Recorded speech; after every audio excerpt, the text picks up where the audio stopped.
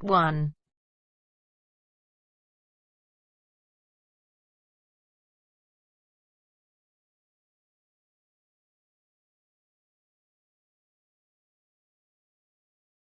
You will hear a number of different recordings, and you will have to answer questions on what you hear. There will be time for you to read the instructions and questions, and you will have a chance to check your work. All the recordings will be played once only. At the end of the test, you will be given 10 minutes to transfer your answers to an answer sheet. You will hear a conversation between two students who have just started college. The two students are making plans for the evening. First, you have some time to look at questions 1 to 3.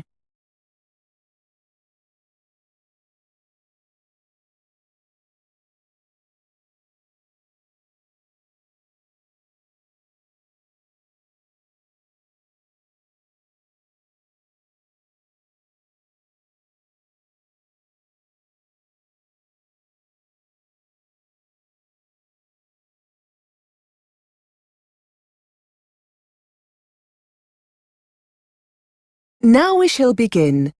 You should answer the questions as you listen, because you will not hear the recording a second time. Listen carefully and answer questions 1 to 3. Hi Lydia, how was your French class? I enjoyed it. Françoise, the teacher, she's really nice and friendly. What about you? You're in the exam class, aren't you? Yes, it was good. There's a lot of work, but I think I'm going to enjoy it. Anyway, we were going to meet up later, weren't we? To see what the city centre's like. Do you still want to go? Definitely, yes. Some of the people in my class went out last night and had a great time. Where would you like to go? What would you like to do? I'm not that bothered, really. We could walk around for a while, do some window shopping, see some local sights. I wouldn't mind seeing a film later in the evening if you'd like to. My host family are cooking, so I don't think I'll be hungry for a meal or anything like that. I don't really want to stay out too late, no clubs or anything. What about you? Let's just see how we feel when we get there, shall we? My teacher told me it's late night shopping, so there should be lots to do. Shall I meet you after school? Before you hear more of the conversation, you have some time to look at questions 4 to 10.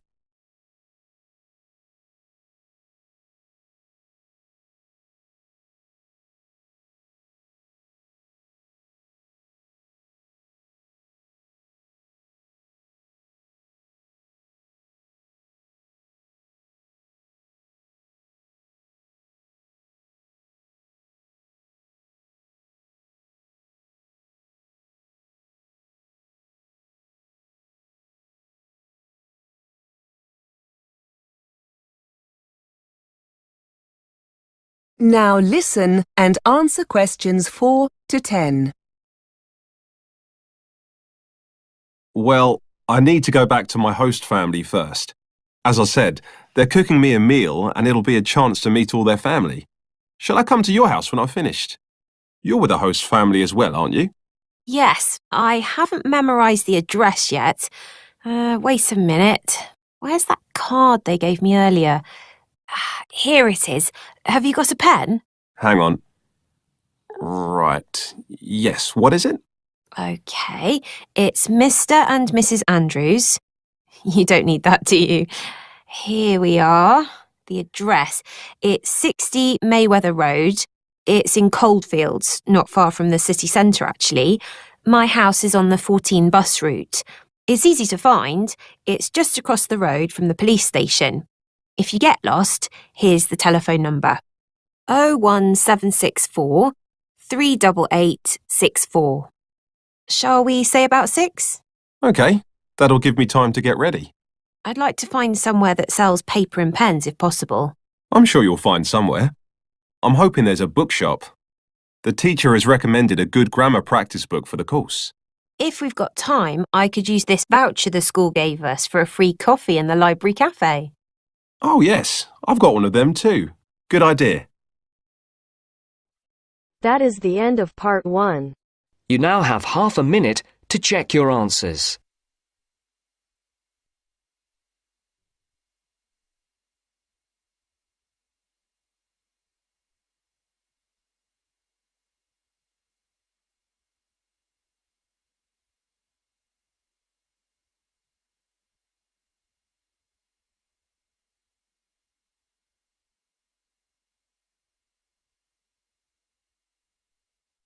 Now turns to Part 2.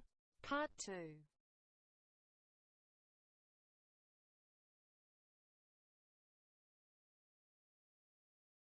You will hear a tutor giving students a tour of a self-access centre. First, you have some time to look at questions 11 to 16.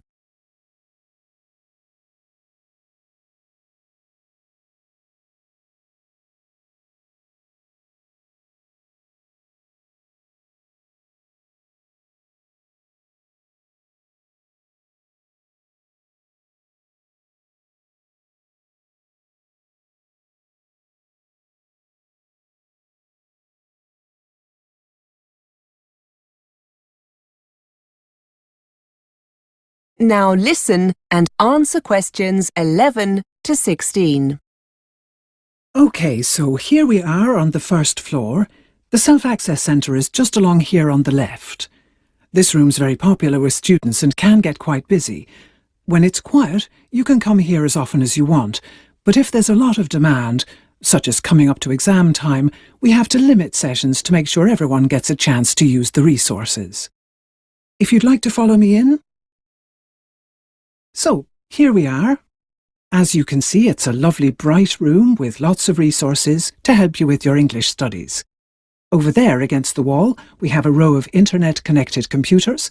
As you can imagine, these get taken very quickly with students wanting to check their email, Facebook, that kind of thing.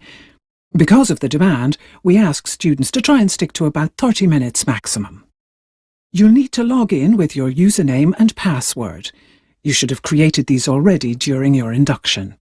Please do not share your details with anyone else, and please make sure you read our policy on using the internet. I mentioned the help desk earlier, and that's it over there, just past the computers in the corner. There are usually 2 members of staff available to help you, and these will often be teachers, so if you have any language questions, that's where you can go. Now, over there you can see the reference section. You'll find dictionaries, exam practice tests, vocabulary and grammar books. I should point out that these books are for reference only, and we don't offer a loan service.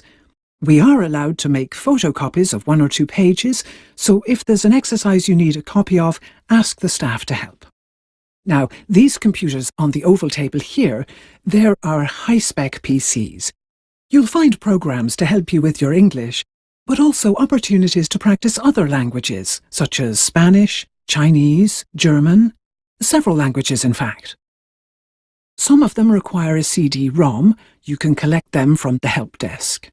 By the way, there's no internet connection on these computers, nor any office software for the time being. If you want to do any word processing, you'll need to use one of the laptops we keep for this purpose. Again, see the staff if you need one of these. Before you hear the rest of the tour, you have some time to look at questions 17 to 20.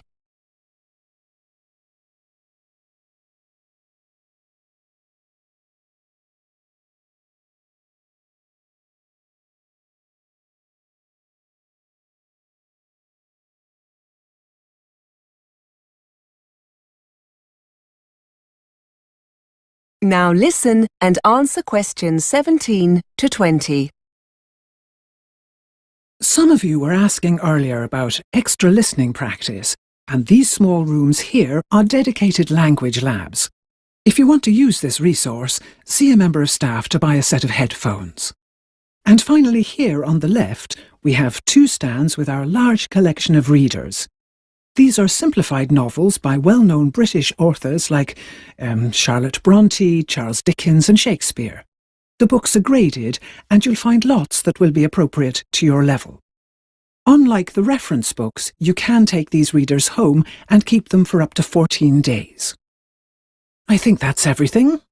The centre is open from 8:30 till 5:30 during the week, so as your classes start at 9, those of you who get here early can use the resource before your lesson. Although it's open all day long, it's booked by a tutor for their class now and again, so you might not be able to gain access if you have any free time during the day. It's best to ask the tutor concerned if it's okay to pop in. Oh, and it's open on Saturday as well, just for a few hours, from 10 till 1. That is That the is the end of end of section part 2. 2. You now have half a minute to check your answers.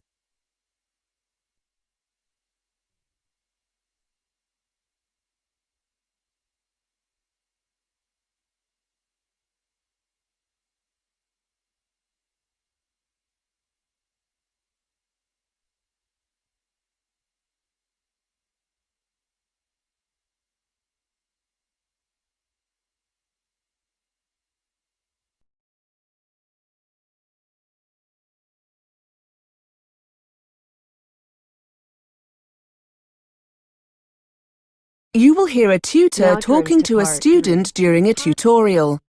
The tutor is giving the student feedback on an essay. First, you have some time to look at questions 21 to 24.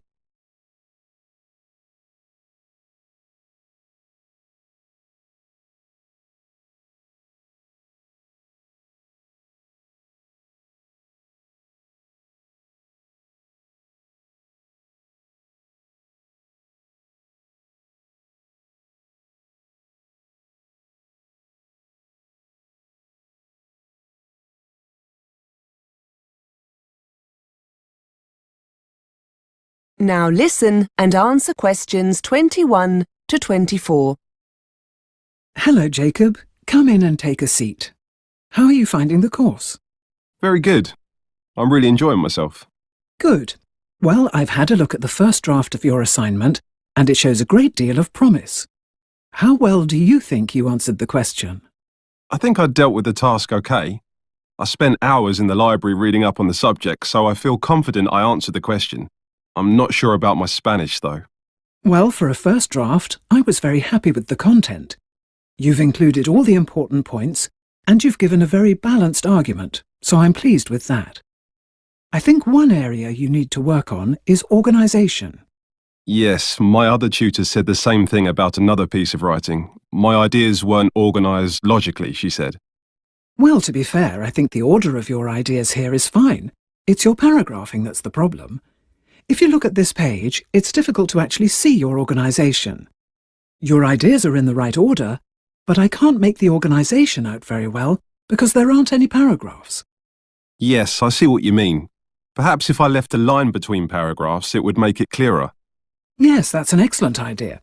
Have a look at paragraphs in books, magazines, newspapers, that kind of thing. There's no need to read everything, just pay attention to how paragraphs are presented. Before you hear more of the conversation, you have some time to look at questions 25 to 30.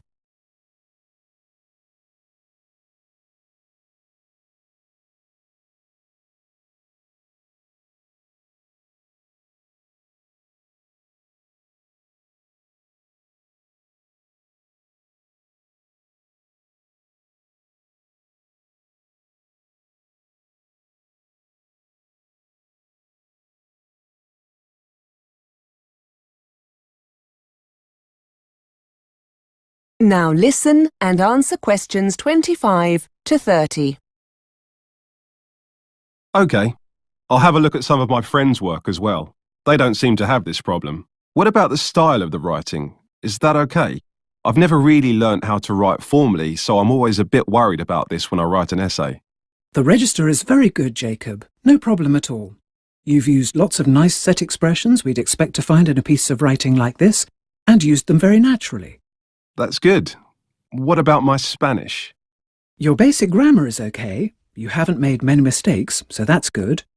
What I would suggest is trying to experiment more with advanced sentence structures. Yours tend to be on the short side. That's okay when short sentences are required, but sometimes combining two sentences into one can make the essay flow more naturally. Have you got anything I can use to practice that? Any books or websites I could visit? Yes, no problem. I'll give you one of our worksheets in a minute. You can take it away and work on it before you write your second draft. Finally, another thing you could think about is using more advanced vocabulary. Again, the words you've used are fine, but there are more advanced synonyms that would fit more appropriately in an essay like this. Well, I've bought a thesaurus. Yes, that's just what you need. As you can see, I've underlined where I think you could make changes, but I haven't suggested any synonyms. Use your thesaurus to try and find some alternatives.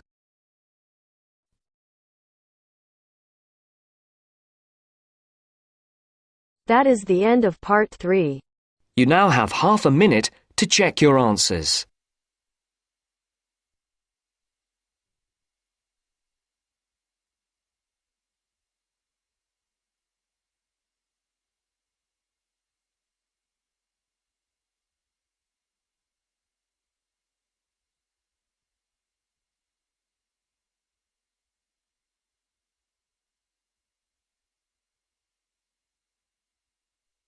Now turns to part 4.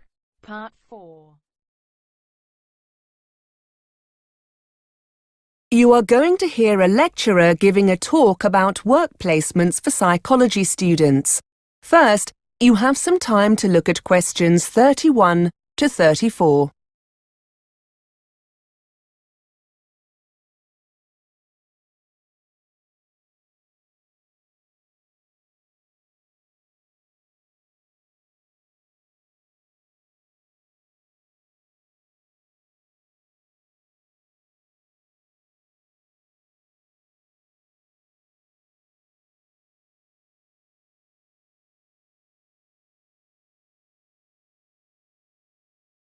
Now listen and answer questions 31 to 34.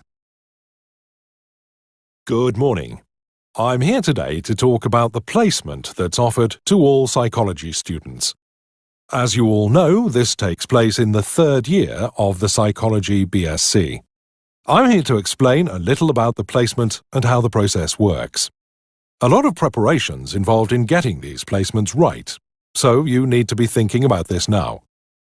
Students taking up a placement year benefit immensely from the experience. To find decent employment in the field of psychology, the chances are you'll need to undertake some form of postgraduate training, such as one of our master's courses. These courses invariably demand experience in the field you intend to study. So being able to gain this experience during your undergraduate degree is a great advantage. There's a lot to be gained from joining the scheme. Of course, it will help you identify the areas of psychology you may or may not be interested in.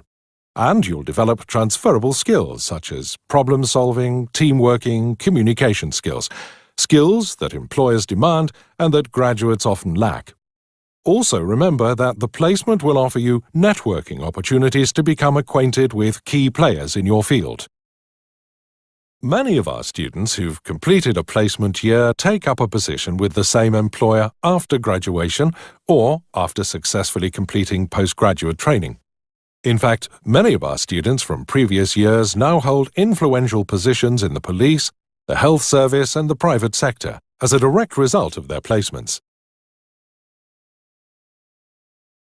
Before you hear more of the lecture, you have some time to look at questions 35 to 40.